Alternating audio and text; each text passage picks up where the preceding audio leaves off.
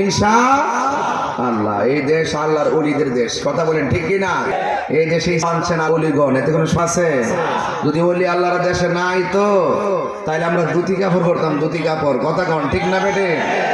এই জন্য ওলি আল্লাহদের মাজার ভাঙ্গা যাবে, ওলি আল্লাহদের মাজারকে সুরক্ষা করতে হবে। কি করতে হবে? হ্যাঁ, যদি কোনো মাজারের শরীয়ত বহির্ভূত কাজ হয় তাহলে আমরা সকলে মিলেমিশে তা প্রতিহত করব, কথা বলেন ঠিক কিনা?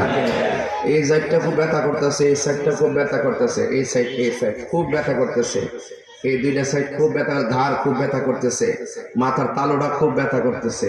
এখন আমি গলাটা কাটতে ফেলাই দিব, ঠিক কিনা? কি করতে হইব?